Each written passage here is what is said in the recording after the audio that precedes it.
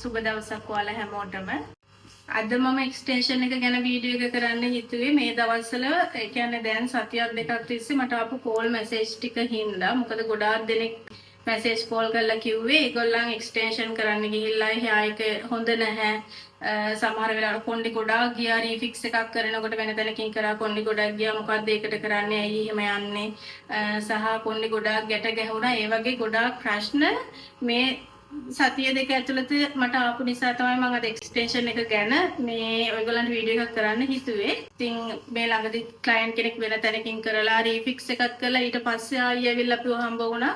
ඉතින් ඇත්තටම කිසිම පිළිවෙලක් නැති විදිහට එයාට heir extension එක දාලා තිබුණා මයිකෝරින් කියන මෙතඩ් එකට.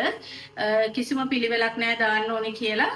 ඊට අමතරව එයාගේ තිබුණේ ගොඩාක් ඩැමේජ් ගොඩාක් තුනී කොණ්ඩයක්. ඇත්තටම එයාට heir extension එකක් permanent method එකකට කරගන්න බැරි කොණ්ඩයක් තමයි තියෙන්නේ. ඉතින් එහෙම තියෙද්දිත් එයාට ලොකු බරක් එල්ලලා ලොකු ටිප් හදලා ඉතින් දාලා ඉතින් එයා මගේ ගාවට ඇවිල්ලා කිව්වේ රීෆික්ස් එකේදී කොණ්ඩේ ගොඩක් ගියා අසීමිත ලෙස කියලා. ඉතින් ඒක ලොකු ප්‍රශ්නයක්. මොකද ඔයාලා ක්ලයන්ට් කෙනෙක් විදිහට තේරුම් ගන්න ඕනේ අපේ heir එකකට දරා ගන්න පුළුවන් බරක් තියෙනවා කියන එක. ඉතින් ලස්සනට තියෙනවා කියලා දිගට තියෙනවා කියලා වොලියුම් එක ගොඩාක් පිරලා තියෙනවා කියලා අපි හැමෝටම එකම වොලියුම් එකෙන් එකම ලෙන්ත් එකකට heir extension එකක් දාන්න බෑ. මේ ගොඩාක් ඩැමේජ් තුනී චුට්ටක්ම තියෙන ඔයාලට extension එකක් කරන්න බෑ කියලා නෙවෙයි මම කියන්නේ. extension කරන්න පුළුවන් method තියෙනවා. ඔයාලා ඒ ඔයගොල්ලන්ට හරියන method එකට heir extension එක කරගන්න. ඉතින් heir extension එකක් කරන්න කලින් අනිවාර්යයෙන්ම හොඳ hair extension කරන ඕනම හොඳ සැලෝන් එකකට ගිහිල්ලා ඔයාගේ hair එක පෙන්නලා consultation එකක් අරගෙන ඉවර වෙලා hair extension එකක් කරන්න. මොකද hair extension කියන දේ තිබුණට හැම කෙනෙක්ටම hair extension එකක් කරන්න බෑ. කොණ්ඩේ ගොඩාක් අඩු තුනී ඩැමේජ් තියෙන ඕනම කෙනෙක්ට hair extension එකක් කරන්න බෑ. ඒ නිසා ඔයාගේ hair එක පෙන්නලා තමයි ඔයා හොඳ කන්සල්ටේෂන් එකක් අරගෙන hair extension එක ඔයාට ගැළපෙන method එකකට කරොත් කොණ්ඩේ hair extension එකක් හින්දා යන්නේ නැහැ. මොකද hair extension method වර්ග ගොඩක් තියෙනවා. මයිකෝරින් method එකට, නැනෝරින් method එකට, clip-in extension, 6D extension ඒ වගේ තව extension method ගොඩාක් ඇවිල්ලා තියෙනවා. ඉතින් ඒ හැම එකක්ම හැම කෙනාටම හරියන්නේ නැහැ. මයිකෝරින් මෙතඩ් එකකින් hair extension එක හරියන කෙනාට නැනෝ එක හරියන්නේ නැති වෙන්න පුළුවන්. නැනෝ එකක් කරන්න පුළුවන් කෙනෙක්ට මයික්‍රෝ එකක් කරන්න බෑ. සහ කොණ්ඩේ ගොඩක් ඩැමේජ් තුනී තියෙන කෙනෙක්ට අපිට ඔය කියන මෙතඩ් වලට කරන්න නැතුව clip-in extension එකකට යන්න වෙනවා.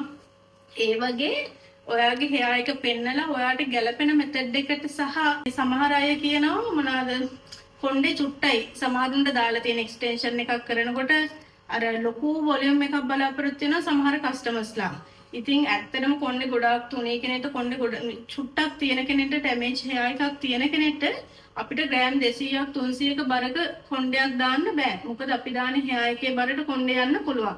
අර සමහර අය ගොඩක් තැන් වලින් කරගෙන එනවා කොණ්ඩේ චුට්ටක් තියාගෙන යාට මේ මෙතඩ් එක ගැලපෙන්නේත් නෑ සහ එච්චර බරක් යාගලුවට දාන්න බෑ. ඒ තියෙදි ලොකු ටිප් එකක් හදාගෙන කොණ්ඩේ ගොඩාක් පුරවගෙන ඇවිල්ලා රීෆික්ස් එකට අපි ගාවට ආවහම කොණ්ඩේ ගොඩාක් යනවා. මොකද එයාගේ hair එකට දරා ගන්න පුළුවන් බරක් නෙවෙයි එල්ලලා තියෙන්නේ. ඉතින් අපි ඕනම කෙනෙක්ගේ hair එකකට දරා ගන්න පුළුවන් බරක් තියෙනවා. ඉතින් ඒ ප්‍රමාණයට ඔයාලා hair extension එක කරගත්තොත් ඔයාලට හරියන method එකට ඔයාගේ hair එකට ගැළපෙන method එකට hair extension එක කරගත්තොත් කිසිම වෙලාවක අනවශ්‍ය ලෙස කොණ්ඩේ යාමක් සිද්ධ වෙන්නේ නැහැ hair එකේ. අනිත් එක තමයි දැන් ගොඩාක් ක්ලයන්ට්ස්ලා පුරුදු වෙලා තියෙන දෙයක් තමයි අලුතෙන් එන හැම මෙතඩ් එකම හැම hair extension method එකම කරගන්න try කරනවා. ඉතින් ඔයාලා තේරුම් ගන්න ඕනේ දෙයක් තමයි අලුතෙන් එන හැමදේම ඔයාලා හැමෝටම ගැලපෙන්නේ නැහැ කියන එක.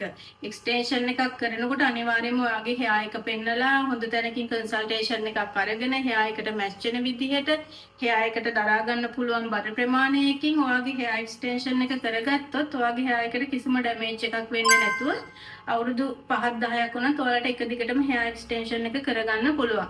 එහෙම නැති වුණොත් වෙන්නේ ඔයගොල්ලන් ආසාවට කොණ්ඩේ චුට්ටක් තියාන කොණ්ඩේ දිගට ලොකු වොලියුම් එකක් දාගෙන අනවශ්‍ය ලෙස බරක් දාගෙන hair extension එක කරගත්තට පස්සේ වෙන්නේ අවුරුද්දක් දෙකක් යනකොට ඔයගොල්ලන් hair extension එකක් කරන්නත් hair එක නැති වෙන එක.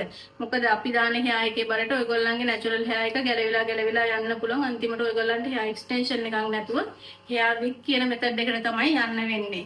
ඊට අමතරව තමයි hair extension එක දැම්මහම ගැට ගැහෙනවා කියන එක. ඒකත් ගොඩ දෙනෙක්ට තියෙන ප්‍රශ්නයක්. ඇත්තම කිව්වොත් hair extension එකක් දැම්මට පස්සේ අපේ normal hair එක වගේ නෙවෙයි අපි අනිවාර්යයෙන්ම maintain කරන්නම ඕනේ. එහෙම නැතුව අපිට normal තියාගෙන ඉන්නවා වගේ තියාගෙන ඉන්න බෑ. ඉතින් ඔයාලට හරියට කරන සැලොන් එකෙන් කියලා දෙන විදිහට maintain එක කරගන්න බැරි නම් hair extension එක ලොකු ගාණක් දීර්ඝියදාම් කරලා කරගන්න එකේ කිසිම තේරුමක් නැහැ. ඒ හින්දා අනිවාර්යයෙන්ම hair extension එකක් කරනකොට shampoo කරන්න ඕන විදිහක් තියෙනවා, conditioner කරන්න ඕන විදිහක් තියෙනවා, comb කරන්න ඕන විදිහක් තියෙනවා. ඒ දේවල් හරියටම ඒ විදිහට maintain කරනවා නම් කිසිම වෙලාවක hair extension එකක් දැම්මා කියලා ගැට ගැහෙන්නේ නැහැ. ඊට අමතරව සමහර සැලොන් වල තියෙන අපි ගාවට 3 fix වලට එනවා synthetic and human hair දෙකම mix එකේ කරපු ඒවා. අර ඒ වගේ අවස්ථාවකදී ඔයගොල්ලන්ගේ මේන්ටේනන්ස් ඔයාලා හොඳට කරලා ගැට ගැහෙන්න පුළුවන්. සමහරු ගොඩක් බ්ලීච් කරලා කලර් කරලා hair එක ඩැමේජ් කරගන්න. එතකොටත් කොන්නේ ගොඩක් ගැට ගැහෙන්න බලනවා. මේන්ටේන් එක හරියට කරගන්නේ නැහැ. එහෙම වුණාමත් කොන්නේ ගැට ගැහෙන්න පුළුවන්.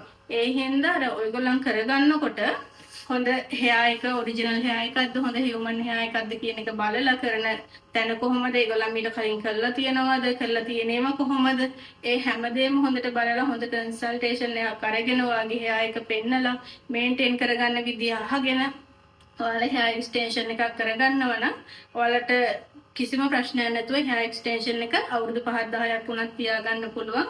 ඔයාලට hair style කරන්න පුළුවන්, color කරන්න පුළුවන්.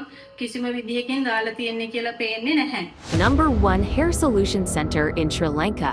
You Shine Hair Solutions Private Limited.